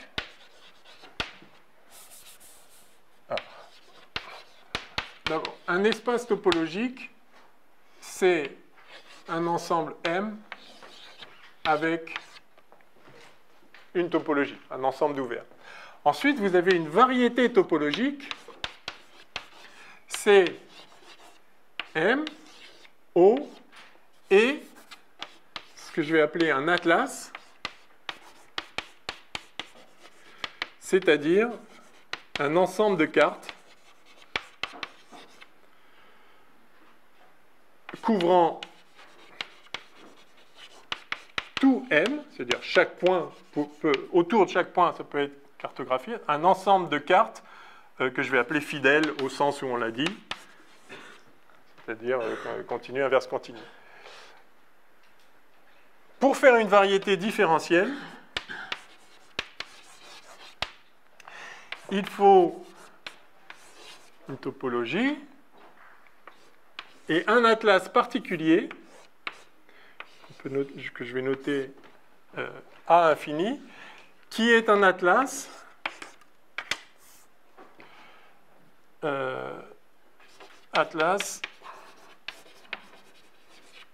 dans lequel toutes les cartes sont, alors je l'écris comme ça et je vais définir ce que c'est infini compatible, c'est-à-dire elles sont compatibles du point de vue justement de la différenciabilité. Une courbe différenciable dans une carte l'est forcément dans toutes les autres cartes de l'atlas.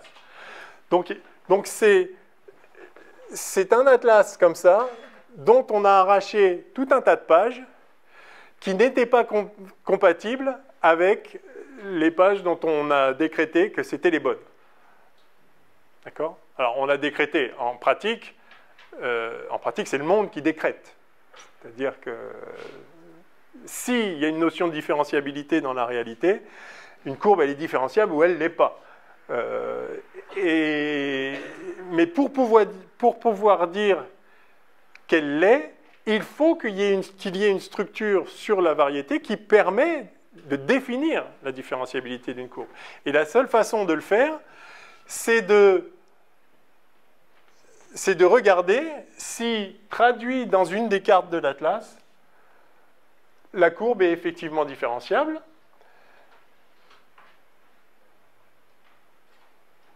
Mais en fait, dans toutes les cartes de l'atlas. Sinon, voilà, il faut que ça puisse... Voilà. Donc il faut que l'atlas ait une structure particulière qui interdit qu'une courbe soit différentielle dans une carte et pas dans l'autre. Alors, on va expliciter ce que c'est que cette compatibilité, mais déjà sur ce schéma, vous voyez très bien ce qu'il faut. Si on a décidé que ça, c'est une bonne carte, alors on est d'accord que celle-ci, enfin en tout cas c'est une candidat est une bonne carte, il ne suffit pas qu'une courbe différenciable soit différenciable ici, il faut que toutes les courbes qui ont l'air différenciables là soient aussi différenciables là. Oui?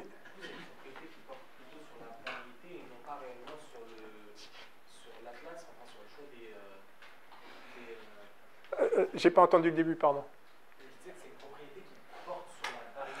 Alors, la question c'est que ça a l'air d'être une propriété qui est une propriété de la variété et pas de l'atlas. Mais en fait, si sur une variété, sur une variété topologique donnée, alors d'abord, il y a des variétés sur lesquelles on ne peut pas mettre de structure différenciable, c'est-à-dire, c'est des trucs très exotiques, mais il y a des variétés donc, qui ressemblent à Rn en chaque point, etc., donc une vraie variété de dimension n, sur lesquelles il n'est pas possible d'arracher des pages pour qu'il y ait cette compatibilité entre toutes les cartes. Et donc, il n'est pas toujours possible de mettre une structure différentielle sur la variété. Et donc, effectivement,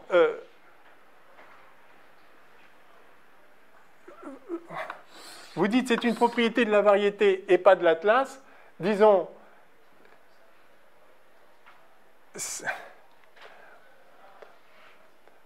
pour que la variété ait cette structure différentielle, il faut que l'atlas vérifie une certaine propriété qui est la compatibilité entre les cartes. Donc c'est l'atlas qui a la propriété et ça la donne à la variété. Vous voyez ce que je veux dire? C'est-à-dire, par exemple, cette variété avec ici ce qu'on appelle donc l'atlas maximal. Je mets toutes les cartes possibles, c'est-à-dire toutes les applications d'un ouvert de M dans Rn, bijectif continu d'inverse continu. Donc toutes les cartes possibles. Eh bien, cette variété, avec l'atlas maximal ici, n'est pas différenciable, puisque, encore une fois, si j'autorise cette carte-là et cette carte-là, je ne peux pas définir une différenciabilité d'une courbe. Donc, mais c'est la même variété en tant que variété topologique. Si une fois que j'ai arraché toutes les cartes qui ne sont pas compatibles avec celle-là, c'est le même ensemble de points, c'est la même topologie. Donc, en ce qui concerne la variété topologique, dans les structures de la variété topologique, c'est la même variété topologique. Simplement, je lui ai donné une structure différentielle en arrachant certaines cartes. Vous voyez? OK. OK, donc, la solution, on la voit ici. Donc, ce que je disais, c'est que je décide que ça, c'est une bonne carte. Dès lors, ça m'impose que celle-là, ce n'est pas une bonne. D'accord? Donc, quand j'ai ça, je sais que je peux arracher celle-là. Celle-là, peut-être qu'il faudra que je l'arrache quand même, parce que peut-être que cette courbe-là, elle se projette dans celle-là, et par contre, ici, elle se projette dans ça. Ah, pas de chance, du coup, il faut aussi que j'arrache celle-là. On est d'accord qu'il faut que toute courbe qui a l'air différenciable ici soit différenciable dans toutes les autres cartes. C'est-à-dire qu'il faut que cette compatibilité soit complète. Enfin, soit... D'accord. Donc, il faut pouvoir lire la différenciabilité dans les cartes de la même façon qu'on peut lire la continuité dans les cartes. La différence, c'est que quand on lit la continuité dans les cartes, forcément, la continuité dans une carte, elle est forcément vraie dans toutes les autres cartes, puisque la carte est définie elle-même à partir de cette notion de continuité. Et on a pu le faire parce qu'il y a une notion de topologie sur la variété. Mais il n'y a pas de notion de différenciabilité native, donc on ne peut pas, au départ, dire « je ne prends que des cartes qui sont fidèles du point de vue de la différenciabilité ». Il n'y a pas de différenciabilité. Donc on va faire l'inverse. On va construire la différenciabilité en imposant la compatibilité, non pas entre les cartes et la variété, mais entre les cartes elles-mêmes. C'est pour ça que je vais arracher cette carte-là. Finalement, je vais arracher celle-là aussi, puisque ça avait l'air de coller pour la première courbe, mais ça ne colle pas pour la deuxième. Donc, je vais arracher toutes les cartes qui ne sont pas compatibles avec celle-là. Alors, ouais. Juste, est-ce que du coup, si par exemple, dans la réalité physique, il y a quelque chose qui n'est pas faisable, se déplacer dans l'ailleurs, Ouais. est-ce que ça serait traduit sur la variété comme une courbe qui n'a pas de carte différentielle? Non. Non, parce que vous dites donc qu'on ne peut pas se déplacer dans l'ailleurs, par exemple, hein, donc vous avez le cône de lumière comme ça que vous voulez. Je ne peux pas faire ça. D'accord. Un corps physique ne peut pas faire ça. Mais cette ligne-là, elle existe. Enfin, je peux la caractériser. Vous voyez, je peux pas, ce sera pas la trajectoire paramétrée par le temps d'une particule, mais je peux tracer une ligne si je veux, et cette ligne-là, elle peut être ou non différenciable suivant. D'accord. Donc la réalisation physique par un mouvement d'une particule, bon, peu importe. Enfin, c'est, ouais, peu importe. La variété qui est l'espace-temps de Minkowski est une variété différentielle. Différentielle, enfin on dit différentielle, pardon. Oui. Mais du coup, ça veut dire, enfin, si on choisit les cas tels que les courbes sont toujours différenciables, c'est ça ce qu'on fait pour la variété différentielle. Non, attendez, telle qu'une courbe différenciable dans une carte, carte, soit différentiable dans toutes les autres. Ouais. Ok, d'accord. Ouais. Oui, c'est ça. Ouais. Parce que je me disais. Non, il n'y a pas de notion préétablie de différenciabilité dans la variété, contrairement à la continuité. Oui. Ok, alors donc il me reste juste pour formaliser ça, à définir ce qu'on appelle compatible, la compatibilité entre cas, mais enfin, ça y est, on l'a déjà dit, hein, vous pourriez l'écrire aussi bien que moi. On dit, alors, par définition, donc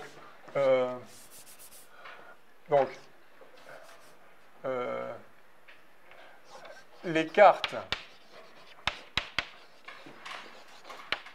UX et VY, donc U c'est un ouvert, hein, et V aussi, un élément de la topologie. Une carte UI, les cartes UX et VY sont dites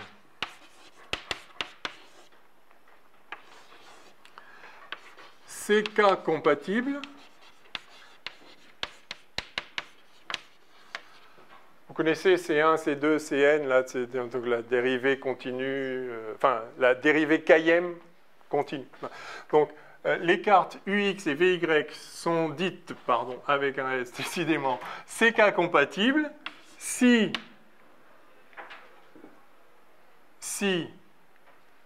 alors, soit U inter V, c'est l'ensemble vide, c'est-à-dire si vous avez une carte U ici, et puis, une carte qui part de U et une carte qui part de V, s'il n'y a pas de recouvrement entre U et V, vous n'aurez jamais un truc qui a l'air différenciable ici et qui n'a pas l'air là, puisque de toute façon, là, elle ne passe pas là, la courbe. Hein, d'accord. Donc, s'il n'y a pas de recouvrement, elles sont compatibles, ok. Par contre, si elles se recouvrent, alors là, il va falloir imposer que ça fonctionne bien. Si rien, ou quel que soit, ou sur la partie commune, donc dans U inter V, donc la fonction qui de U inter V définie sur U ou alors, ce que je veux, je vais le dire en mots d'abord, ce que je veux, c'est que la fonction qui fait passer de là à là, de là à là, elle soit différenciable, elle soit CK. Et ça, je sais faire, parce que la fonction qui va, donc,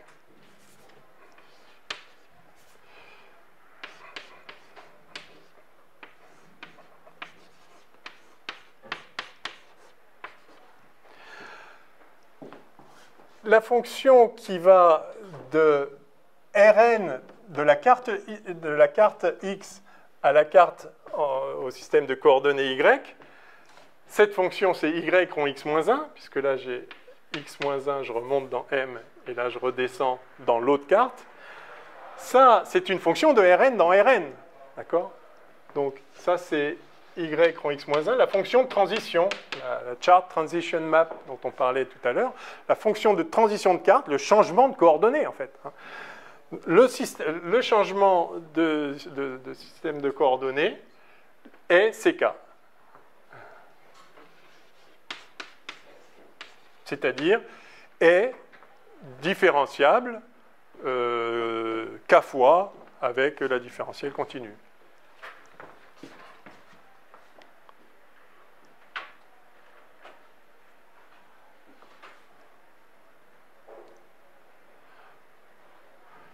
si je le mets en français, les changements de système de coordonnées, je le mets en français pour des physiciens, c'est-à-dire une carte, c'est juste un système de coordonnées. Les changements de système de coordonnées sont CK. Donc évidemment, on ne peut faire un changement de système de coordonnées que sur la partie de recouvrement entre U et V, sinon il n'y a aucun point qui soit en commun, donc qui ait des coordonnées dans les deux systèmes. Donc si un même point peut avoir des coordonnées dans une carte et d'autres coordonnées dans l'autre carte, il faut que la fonction qui passe, la fonction de changement de coordonnées soit CK. Si c'est le cas, alors n'importe quoi qui est différenciable dans U sera différenciable aussi dans V, enfin dans U inter V sera aussi différenciable dans V. Oui? Non? Plus de questions. Est-ce que, alors, et vous voyez que ça, on sait le définir, parce que ça, c'est une fonction de Rn dans Rn. D'accord? Donc, j'ai y1 de x1, x2, xn, première fonction coordonnée, y2 de x1, x2, xn, et puis yn de x1, x2, xn. Donc j'ai n fonctions de n variables. C'est de l'analyse réelle. Là, c'est des nombres réels. Donc j'ai la topologie standard ici, mais j'ai plus que la topologie, j'ai l'analyse. D'accord, j'ai toute l'analyse mathématique. Je fais la dérivée partielle de ce truc-là par rapport à la troisième variable. Il faut que ce soit un truc continu, etc. Enfin, dérivé kème fois. J'ai des fonctions de réelles à valeur réelle, aucun problème. Hein, enfin, de variable réelle, pardon. Est-ce que c'est clair, ça? Bien que je ne sois pas clair ce matin, et je m'en excuse, mais... oui?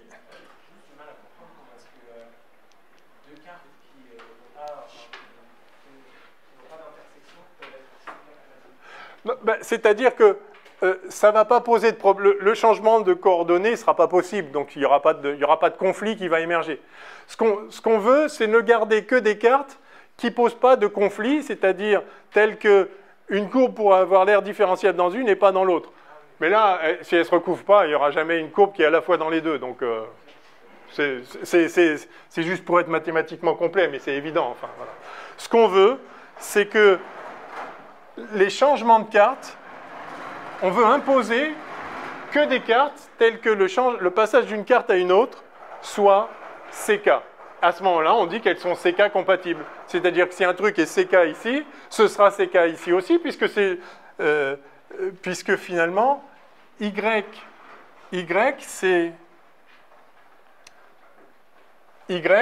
c'est X, pardon, c'est Y rond X moins 1 rond X. On peut le dire comme ça.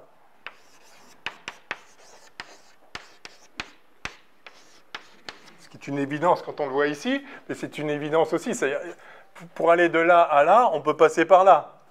Alors si là, on est différenciable et que ça ne change pas la différenciabilité parce qu'on a exigé que la fonction de changement de carte soit différenciable, alors si là c'est différenciable, ça le sera là aussi, évidemment. Et du coup, on a résolu le problème que c'est pas parce que c'est différenciable là que ça l'est dans toutes les cartes. Ben, en fait, si on a viré toutes celles pour lesquelles ce n'était pas le cas. Donc c'est une notion, c'est une idée très simple. Mais il n'y a pas d'autre façon de faire, et de fait, ça marche. Alors ça marche, sauf que ce n'est pas garanti que ce soit possible de virer des cartes pour que ça marche. Alors, c'est des cas très exotiques, où je crois que c'est que dans les années 60 qu'on a commencé à découvrir des variétés sur lesquelles on ne peut pas mettre une structure différentielle. C'est-à-dire qu'il n'est pas possible d'arracher des cartes et que ça reste un atlas qui couvre l'ensemble de l'espace et qui soit compatible entre eux. Un truc un peu... Ouais. Juste pour être sûr, si donc, dans les cartes restantes, une courbe n'est pas différenciable, dans toutes les autres cartes, elle ne sera pas différenciable non? Absolument. Okay. Ouais. Il n'y a pas d'ambiguïté, il n'y a pas de... Non. Non, parce qu'inversement, si elle l'était dans une autre, elle serait aussi dans celle-là. Donc, ouais. Donc ça donne une bonne définition de la différenciabilité d'une courbe. Oui. Si j'ai un variété topologique, est-ce que je peux avoir plus d'une variété exponentielle? Excellente question. La question c'est, si on a une certaine variété topologique, est-ce qu'il y a plusieurs façons de choisir un atlas différenciable? C'est ça la question. Hein? Ouais. Et la réponse est, ça dépend. C'est souvent ça les réponses. Ça dépend. Ça dépend, mais ça veut dire qu'en général, non. Alors, en dimension 1, 2 ou 3, c'est toujours vrai. C'est toujours non. Il ne peut y avoir qu'une seule structure différentielle. Alors, attendez, avant, j'y viens.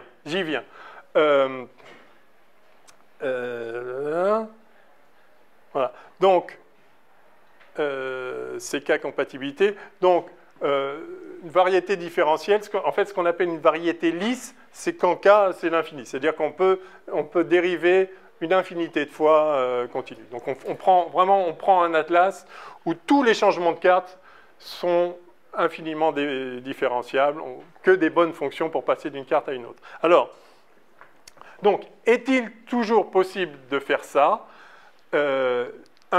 Donc, la réponse est non. Et l'autre question qui vient, qui est une très bonne question, c'est est-ce qu'il y a plusieurs façons de le faire? Puisqu'en fait, vous voyez, j'ai dit, celle-là, c'est la bonne. Et du coup, je suis obligé d'arracher cette page. Mais j'aurais pu dire, celle-là, c'est la bonne. Et du coup, c'est celle-là qu'il faut que j'arrache. Et par contre, toutes celles que j'avais arrachées, mais qui auraient été compatibles avec celle-là, il faut que je les garde. Donc ça me fait un autre atlas. Donc, alors, à partir d'un atlas complet, on exige juste que c'est continu parce qu'il y a une notion de continuité native. À partir d'un atlas complet, je peux construire plusieurs atlas différents qui confèrent une structure différentielle, c'est-à-dire plusieurs atlas différents qui soient compatibles entre eux, enfin, dont les cartes soient compatibles entre elles, par contre. En revanche, ça ne veut pas dire que ce n'est pas la même variété, parce qu'en fait, elles sont peut-être diphéomorphes. Alors, diphéomorphe, c'est un homéomorphisme qui respecte la structure différentielle, c'est-à-dire dont les fonctions de passage d'une variété à une autre soient non seulement continues, mais différenciables aussi en ce sens-là. Mais il faut déjà que je définisse la différenciabilité entre deux variétés, ce que je n'ai pas encore fait.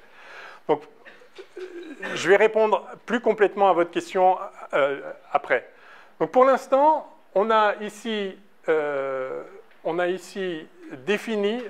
vu comment munir une variété topologique d'une structure différentielle. Ça se fait en choisissant certaines cartes et une fois qu'on les a, en ne gardant que les cartes qui sont compatibles entre elles. Donc si jamais il est possible d'arracher les pages de telle façon qu'à la fin, on a un atlas qui est complet, qui couvre chaque bout de la variété, hein, ça doit être un atlas. Si on est capable d'avoir un atlas dont toutes les cartes sont C infini compatibles, alors on a une C infini variété différentielle.